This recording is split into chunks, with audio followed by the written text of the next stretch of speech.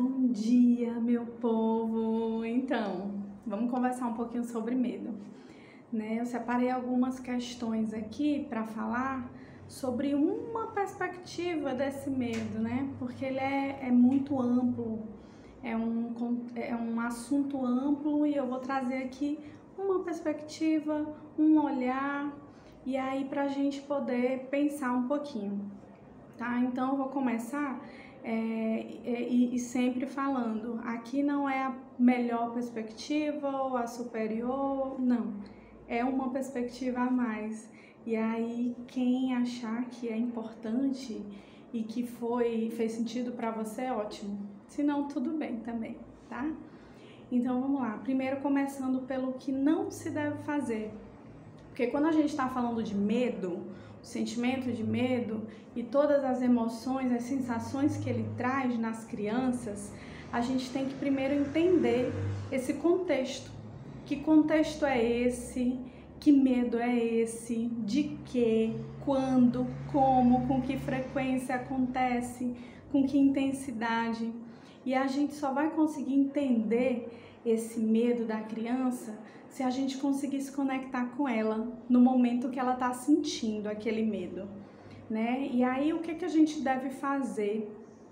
Não, aliás, o que não se deve fazer nesse momento? Por exemplo, olhando minha colinha ali que eu escrevi, não forçar, né? Não forçar essa barra de que a criança precisa enfrentar aquele medo naquele momento, sabe? Quando a gente faz isso, a gente está correndo um risco de não conectar a essa criança e a gente não vai entender o que realmente ela está sentindo, do que é, e a gente vai começar a supor um monte de coisa e vai começar a atrapalhar o entendimento desse sentimento, o entendimento dessas emoções e sensações, e não vai poder ajudar a criança como a gente poderia, né? Então não força. A gente tem que entender que não necessariamente a criança vai ter naquele momento recursos suficientes para lidar com aquele medo.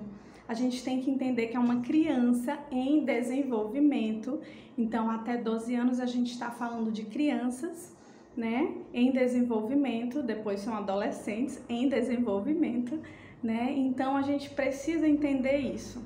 Você já pode ter os seus recursos para lidar com os medos, eles ainda não. Então a gente precisa pensar em não forçar. Claro que a gente faz isso, claramente a gente faz isso, porque a gente quer filhos corajosos. A gente quer filhos corajosos para esse mundo que é tão aversivo, né?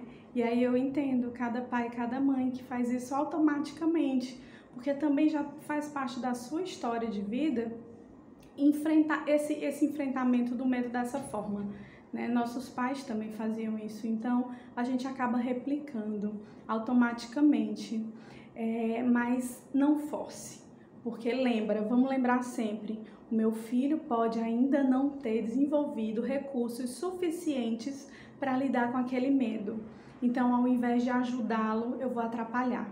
Então naquela história de pega no cachorrinho, não precisa ter medo, desce na tirolesa, não precisa ter medo, vai, então assim, cuidado, tá? Então vamos respeitar o momento de cada criança, o desenvolvimento de cada criança e não vamos ter pressa quanto a isso. Se a gente apressar esses processos, a gente vai piorar e aí provavelmente não vai dar certo? Então vamos ter calma nesse desenvolvimento do que eles precisam desenvolver, desses enfrentamentos, dessas habilidades para enfrentar o medo, por exemplo, né? Para tudo, mas aqui a gente está falando do medo.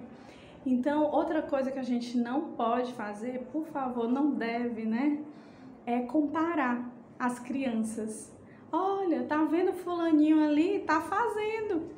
Fulaninho tá descendo ali na tirolesa, por que você não desce? Fulaninho tá ali pegando no cachorro, tá vendo? Não tem problema nenhum, porque você também não pega. Pega lá no cachorro, e a criança morrendo de medo do cachorro, do gato, sei lá de quê, sabe? Então, assim, não compare essas emoções de medo da sua criança com as outras crianças, porque a gente pode começar a desenvolver outras questões muito maiores e que vão estar atreladas a esse medo. A gente pode estar ali desenvolvendo questões relacionadas à autoestima. O nosso mundo já é uma competição naturalmente, né? O Ocidente é uma competição que não acaba nunca e que começa desde que nascemos, aliás, antes de nascer, né? Então a gente só vai estar comparando maçã e banana, que eu sempre digo, são frutas, mas têm gostos diferentes, formatos diferentes. Então, nossas crianças são crianças, mas cada um é um. Não compare, e principalmente nessa história de comparação de medo, porque fulaninho não tem medo, porque fulaninho não tem medo. Olha aí, tá vendo? Ele faz, ele pega, ele... Não, tá? Assim a gente vai desconectar dessa criança. Essa criança pode desenvolver outras respostas para lidar com essa comparação nesses momentos de medo, que podem ser mais difíceis ainda, né? Então, o que é que a gente pode fazer, né? O que é que a gente pode fazer dentre tantas coisas que a gente pode fazer? Mas a gente pode, por exemplo, nos conectarmos a essa criança, a nossa criança, com questões que nós vivemos, nós vivenciamos quando tínhamos a idade deles. Então, aceitar, entender que aquele momento é de medo para o nosso filho, a nossa filha, é dizer assim: nossa filha, eu entendo o que você está sentindo. Eu também já senti isso quando eu tinha a sua idade. Eu também já passei por isso. É ruim, né? Porque ali a gente tem que lembrar que no momento de medo, a criança tá ali. O coraçãozinho tá aqui, ó, na garganta. A mão tá suando, a barriga tá cheia de borboletas, tá revirando, a cabecinha dela tá imaginando muito. Então ela tá sentindo. Não adianta você dizer assim: ah, não, besteira, não sente medo, não, ela tá sentindo ali. Então vamos lembrar de quando a gente era criança, contar uma história para ela sobre o que aconteceu com a gente e como a gente enfrentou o medo naquela situação. Isso conecta, isso ajuda muito a essa criança a entender que não é só ela, que os meus pais, meu pai, minha mãe passaram por isso. Nossa, eles que são os meus super-heróis, né? Eles também tiveram medo. Então aquilo vai se naturalizando, vai ficando mais fácil de falar, vai ficando mais fácil de entender o contexto e de propor enfrentamentos para aquele contexto, certo?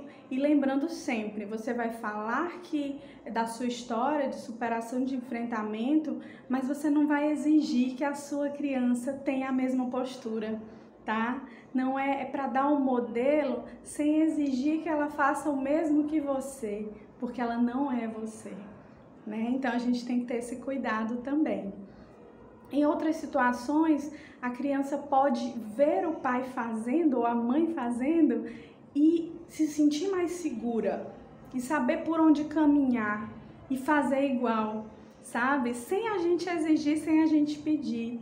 Ou fazer do jeitinho dela, enfrentando, depois que ela viu você enfrentar também esse medo. Por exemplo, vou contar uma historinha rápida para o vídeo não ficar muito longo.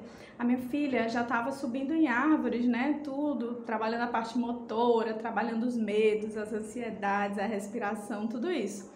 Mas chegou uma árvore que ela ficou com medo. E aí eu disse assim: e agora? O que a gente vai fazer? Você vai poder subir, mas você sobe se você quiser. Eu entendo que essa árvore deu um pouquinho mais de medo. Ela botou até o nome da árvore, né? Árvore do medo. E aí o pai dela subiu na árvore e ela ficou observando. E aí ela disse assim: o papai subiu. O papai subiu, a árvore não caiu, tá tudo bem. E ela observou onde ele foi pisando, né? E aí ela disse: eu vou tentar. Então, se você acha que pode tentar e quer tentar, vamos lá. Tô aqui para ajudar. E aí a gente foi, ela conseguiu subir, fez um vídeo e aí disse assim, se o papai subiu e não aconteceu nada, tudo bem. Então, para alguns contextos, esse modelo visual ali no momento vai ajudar, né? Vai ajudar. Até descer em tirolesa eu desci também, mas eu desci depois dela, ela foi mais corajosa que eu. Então, assim, isso ajuda também, mas aí é cada contexto, a gente precisa entender os contextos desse medo, tá? Por último, quero falar que tem alguns medos que são muito mais intensos e mais frequentes para a criança e que pode ocasionar um sofrimento muito maior para ela. E aí a gente pode precisar de um profissional. Um profissional da psicologia pode auxiliar no acompanhamento desse medo, dessas emoções, com o que nós chamamos muitas de exposição gradual ou dessensibilização sistemática, que nem todo pai, nem toda mãe e nem para todo medo vai ser tão simples de expor essa criança gradualmente de um medo mais leve, menos intenso, até o foco de intensidade desse medo maior de um objeto, né? Mas aí a gente vai precisar de um profissional, porque dependendo da situação e do medo, isso pode piorar, né? A gente pode, ao invés de melhorar essa exposição gradual, piorar, né, a situação e pensar na história do desenvolvimento de fobias, por exemplo. Então a gente tem que ter cuidado com essas exposições graduais, porque elas podem, para um pai e uma mãe que não tem tanto conhecimento, elas podem virar numa forçada de barra, como aquelas que a gente estava dizendo lá no início, que não é legal de fazer.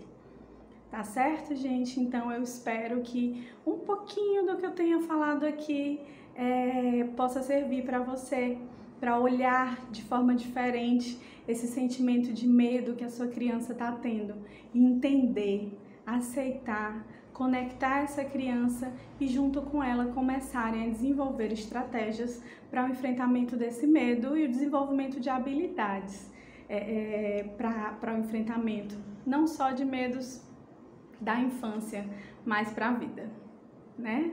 Então, beijinho a todas e todos e até o próximo vídeo.